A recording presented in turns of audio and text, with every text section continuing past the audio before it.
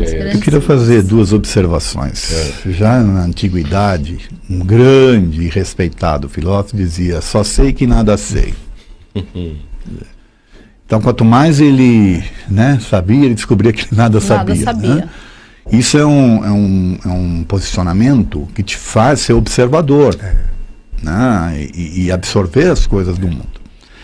E eu queria fazer também uma reflexão, Cláudio, com relação a essa questão religiosa, porque nós somos, infelizmente, dominados pela religião tradicional, né? Vivemos num país que tem essa imposição religiosa. E lá atrás, existe um contrassenso muito grande em relação ao grande pecado original, que é um contrassenso no meu modo de ver. Porque o Adão foi punido por quê? Porque ele decidiu, ele tomou uma decisão de comer a fruta. Então Deus dá a capacidade para o ser pensar e tomar a decisão. E o pune por isso. Aí ele pensa, toma a decisão e faz a ação, aí Deus vai e o pune. E detalhe, a culpa foi da Eva. Então, aí joga a culpa na mulher. Até hoje. Até hoje. Então, você fala, por que você está trazendo isso ao lume, né? Porque se você for parar para pensar, o cerne dessa questão está nisso daí. É isso aí. A culpa... Desde lá de trás. O não tomar atitude. É por isso que eu falei que era um contrassenso, que no meu modo de ver é ao contrário.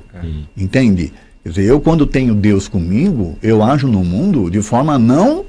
né? A não envergonhá-lo, a não ter vergonha dele, a me comportar no mundo de forma condizente, socialmente. Eu entendo que os outros são meus irmãos. E aí, voltando novamente a Jesus, né? Que foi crucificado em função de trazer, vamos assim dizer, verdades diferentes daquelas que estavam sendo observadas. Tem uma passagem no Evangelho do João 8, eu só não lembro quais são os versículos lá, que ele diz mais ou menos assim: Jesus estava falando para aqueles que criam nele. Ou seja, então significa que ele não estava falando de uma forma geral, ele estava falando para aqueles que acreditaram nele. E aí ele, dirigindo-se a eles, disse assim: se permanecerdes na minha palavra, se tornareis verdadeiramente meus discípulos.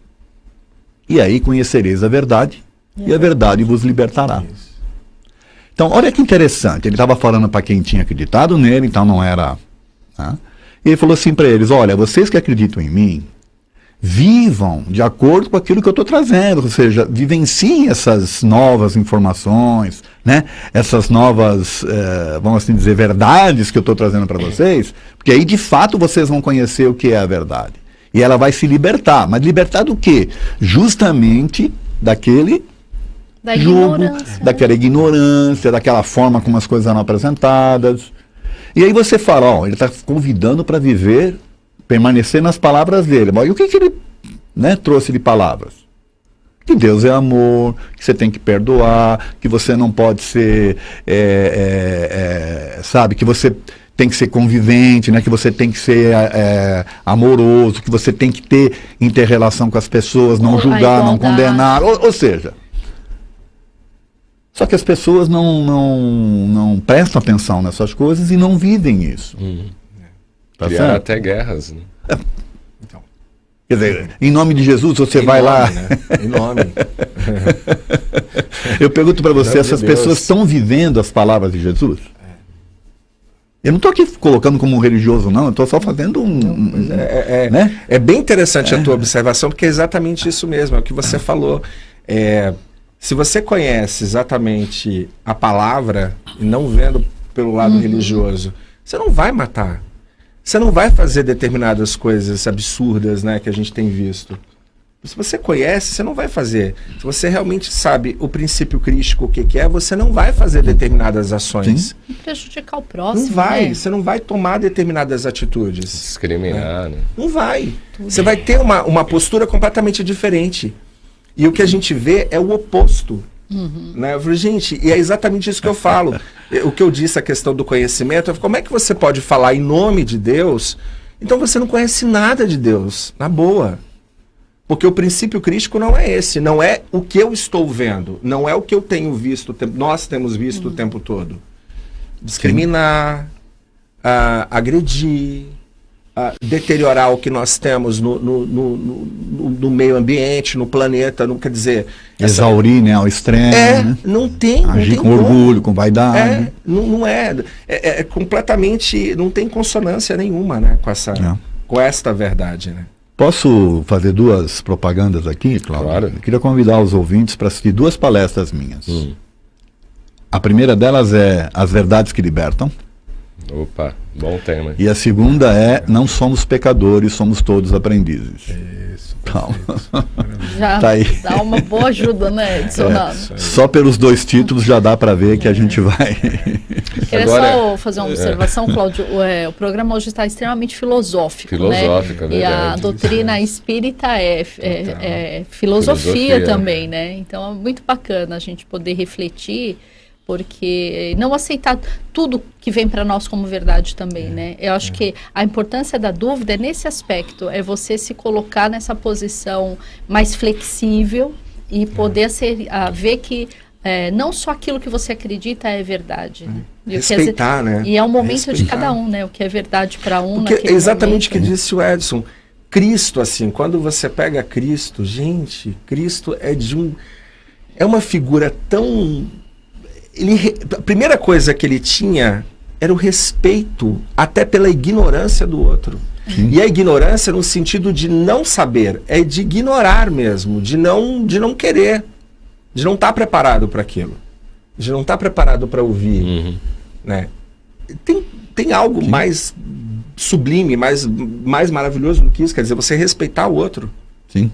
Que ele podia chegar, né? O bando de burro, Claro, né? impor, Tô falando aqui, vocês não impor, entendem. não. Mas aí não É o seria respeito, Jesus. exatamente, é o respeito. O que você falou da passagem, quer dizer, ele estava falando para aquelas pessoas que estavam naquele momento, conseguiam alcançar aquilo, mas aquela palavra, ela estava ecoando em algum momento, que é o que eu acredito que ele vê em relação a nós, né? Cada um de nós está num estágio. Então, num dado momento, de tanto a gente insistir, de tanto a gente voltar a repetir de ano, aí chega uma hora que a gente vai aprender, né? Vai chegar uma hora que a gente vai falar assim, ok, aprendi a lição. Então, isso é um princípio que a gente deveria ter aprendido. Não deveria mais Eu ter queria tanta coisa também, passando. eu queria aproveitar e colocar o seguinte, até para a gente refletir e os ouvintes também, né? Uma coisa que às vezes eu coloco nas minhas palestras. Você como espírito, por ser energia e por vibrar, né? Você se posiciona no plano espiritual de acordo com isso, quer dizer, de acordo com as suas crenças, de acordo com a forma como você vibra e tal. E ali você vai encontrar os semelhantes. Então você vai estar em sintonia com aqueles que se assemelham a você nesse sentido. Ora, convivendo com os semelhantes, que tipo de aprendizado novo você terá? Esse é o X da questão. Você vai sempre estar aprendendo do mesmo. É fácil. Né? Isso. E aonde é que você tem aprendizados novos? Quando você tem oportunidade de estar interagindo com os diferentes. E você só consegue isso estando encarnado. Então nós aqui, encarnados, é uma tremenda oportunidade que Deus está nos dando para interagir com os diferentes e aprender com eles. Então, Eu posso aprender coisas boas, como posso aprender coisas ruins. Aí é uma questão de como eu vou equacionar isso. Ainda ontem estava sendo falado isso aqui no programa do Nando de manhã. Eles estavam falando sobre o antagonismo, né? Da importância, e que o doutor Adão fez um paralelo com os dentes, né? Então, os dentes de baixo que sustentam os dentes de cima, que dá força por conta da lei da gravidade, e o dente de baixo que dá. Então, é o antagonismo que a gente vive. Sim. E que dá esse suporte para o nosso desenvolvimento. Então, Edson, mas você está falando isso, é uma verdade espiritual. Quando chega na Terra, ela não é aceita. A minha religião é a mais correta. Dentro do espiritismo, o meu centro espírita é melhor do que o seu. Então, por mais que isso seja uma verdade espiritual, quando a gente está aqui, a gente quer viver no nosso grupo. Sim. E se o grupo diferente, se o grupo que está na minha frente pensa diferente, aí eu tento marginalizá-lo, excluí-lo e deixar ele que é o que de está acontecendo lado. agora. Não, isso a gente se acontece afasta, né? Que é o que nós estamos fazendo agora, de verdade. Não, entendeu? isso acontece. E é um exercício, eu acredito que no momento que a gente está, é o exercício de verdade da gente realmente, assim, é horrível. A gente volta a bater na tecla porque a gente liga a televisão, a gente vê, escuta coisas que você fala, meu Deus, eu não acredito que eu estou ouvindo isso. Realmente é de novo isso. Mas também é um exercício de humildade de falar assim, peraí, sabe, este ser talvez não tenha enxergado algumas coisas ainda, entendeu?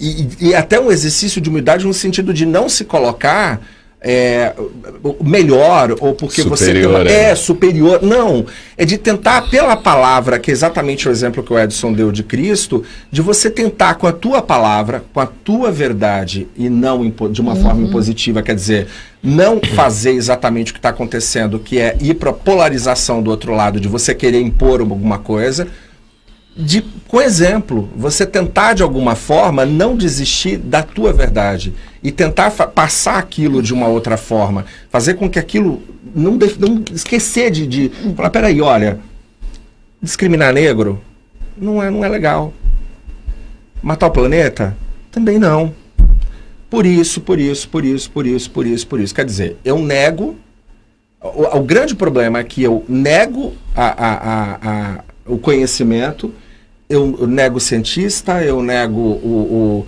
os espiritualistas, eu nego tudo porque eu tenho aquela máxima na minha cabeça. Gente, pelo amor de Deus. Tem a verdade. Não é assim, entendeu? Não é por aí, o caminho não é esse, entendeu? Não dá. Sobre isso, Cláudio, eu costumo dizer, inclusive para os alunos, o seguinte, mesmo no meio espírita você tem que questionar. E você vai se tornar cada vez mais espírita quanto mais questionador você for. Isso aí. E não simplesmente aceitar verdades como sendo absolutas e Então, enquadrar. E então você não pode, por exemplo, nesse ponto é importante. Então, você não pode pegar. Lógico que sim. Total. Nesse sentido, sim. Você não pode pegar, por exemplo, a história de um determinado espírito e fazer dela a verdade absoluta, como muita gente vem fazendo por aí. Isso aí. Tem muito espírito acreditando que vai para um umbral por causa da história do André Luiz, mas é a história dele. E daqueles espíritos com quem ele conviveu. Perfeito, Edson. Tá certo? Bom exemplo. Então, Perfeito. Aí você pega, por exemplo, o que está acontecendo no movimento espírita brasileiro. Né? O movimento espírita brasileiro, ele se distanciou um pouco do modelo do Kardec, porque ele se baseou no assistencialismo. O assistencialismo, primeiro, do atendimento das pessoas físicas carentes, necessitadas, e também no assistencialismo aos espíritos. O que eu estou querendo dizer com isso? Isso aí é errado? Não, é um modelo que foi adotado. Só que o que acontece com esse modelo, Cláudio? Você vai numa sessão espírita, você como médium, né, trabalhando numa casa espírita, e aí naquela sessão espírita você vai receber só espíritos sofredores para encaminhá-los. Aquilo passa a ser a tua verdade. Acha que só tem isso? Só tem isso, quer dizer, só tem espírito sofredor. Não existe espírito, você não dá a mínima atenção, inclusive, para o mentor. Às vezes o mentor vem e traz uma palavra, você não dá a mínima atenção, porque você está envolvido com o sofrimento. Um médium que comunica com um mentor, às vezes é até discriminado no grupo. E às vezes até desacredita. Não para espírito sofredor. Então, é assim, você está vivenciando uma verdade no movimento espírita que ela é relativa. Ela existe realmente, só que ela não é toda a verdade, ou seja, porque existem muito mais coisas acontecendo, só que você não está dando a oportunidade para que isso aconteça. Então, como você vivencia essas situações, aquilo, sem que você perceba, passa a ser a sua verdade. Aliás, eu pensei nisso ontem, assistindo a série do Condzilla no Netflix, que é Sintonia, muito legal, que mostra uma parte da realidade lá de Paraisópolis, e estava mostrando uma pastora atendendo os jovens ali da comunidade. Aí eu pensei, não tem um centro espírita nessas regiões, se tem, é minoria. E aí os espíritas estão mais preocupados em doutrinar espírito, quando na verdade o centro espírita tinha que intervir na comunidade, né, mostrar a cultura espírita para a humanidade. Então a gente acabou priorizando mais o aspecto de conversar com os espíritos do que realmente priorizar a transmissão do conteúdo, a transmissão do acesso de pessoas Faz todo doutrina. sentido. De certa forma, tá, Cláudio? Eu vejo assim, eu já vi pessoas reclamando ao contrário, que está faltando mais os espíritos nas casas espíritas. Então você vê que é uma forma de como você encara a coisa, né? Quando você, por exemplo, lá atrás, precisava levar a doutrina para as pessoas, os mais carentes, os mais pobres, aqueles iletrados, as pessoas que não tinham cultura, inclusive, não sabiam nem ler. Estou falando do começo do espiritismo no Brasil, tá certo? Os livros eram em francês. Então, o que acontecia? Quem levava eram pessoas que interpretavam. Eles liam, interpretavam e levavam. Aí da onde surge a palestra. Né? Você vai na casa espírita, sempre tem a palestra e... O que é a palestra, na verdade? É a interpretação que alguém, uma pessoa, está dando sobre aquilo que ele compreendeu. Então, o palestrante passa a ser o dono da verdade? Cuidado. Tem que questionar. Não existe. Não. Eu falando aqui para vocês, sou o dono da verdade? É a sua verdade. É a minha forma de compreender as ponto de coisas. vista. Tá certo? Na verdade, é a sua forma de enxergar as coisas. Isso. Né? Foi como você interpretou e como você captou aqui. Isso. Por isso que eu gosto desse programa, porque nós estamos falando os três aqui, cada um trazendo a sua contribuição. E sabe o que é legal? Você falou uma coisa, e o Edson, no início, eu vou pegar uma coisa que o Edson falou no início, que vai muito de encontro com o que você falou. Que é assim, quando ele começou, ele falou da verdade pela ótica de Deus, pela ótica de Cristo, pela ótica do Pai. O que eu enxergo hoje em dia? Você citou esse exemplo dessa pastora que estava ali fazendo esse trabalho. E é isso que a gente tem que se atentar enquanto ser humano. Se eu tenho um ser humano, não importa a religião, não importa o segmento, não importa o que ele esteja fazendo. Se ele está fazendo exatamente isso que o Edson disse no início, ele já está fazendo alguma coisa para o bem do ser humano. Sim. Ele está promovendo alguma coisa para o bem da humanidade. Porque Concordo. ele tem as pessoas no meio, a gente está falando aqui sempre de sintonia, de faixa de vibração. Então ele tem o público que precisa ouvir daquela forma, né? Nem todos estão preparados, nem todos estavam preparados para Jesus. Sim. Até hoje nós estamos muito mais ligados ainda a Moisés do que a Jesus, né? Eu brinco, eu falo no centro, eu falei, isso é muito mais Moisés do que Jesus, porque está faltando amor. A gente ainda está naquela coisa da lei do talião, né? Tomou, levou. A gente ainda está nessa. A nossa reação é muito instintiva. Eu costumo dizer, nós estamos na fase Saulo ou na fase Paulo? Porque tem uma diferença muito grande, né? É a mesma pessoa. Exatamente. Só que Saulo do que Paulo. É muito mais Moisés do que Jesus, né? né? Então já se passaram mais de 2000 anos e a gente ainda não consegue viver o amor de Jesus daquela forma incondicional. A gente tem toda forma de preconceitos, né? E nós somos hipócritas, né? Total. Porque a gente diz que não tem preconceito, mas a gente tem. Opa. Então, assim, a gente ainda... E nós temos o caminhando. preconceito, abrir um parênteses, nós temos o preconceito porque não temos o conhecimento. Porque você se liberta do preconceito, não é isso, Edson? Quando você conhece. Nós... É que eu ri porque eu tenho uma palestra. Por que do preconceito? Nós nos libertamos dos preconceitos quando nós literalmente conhecemos. É isso, é falta de conhecimento. Nós nos libertaremos do preconceito contra os negros quando nós conhecermos de verdade a origem da nossa história. Nós fomos o país que mais recebeu navio negreiro. Como é que eu posso ter preconceito em relação a isso? Este país é oriundo desta história. Eu vou até mais longe. Não se você não tem como, entendeu? Eu vou mais longe nisso daí.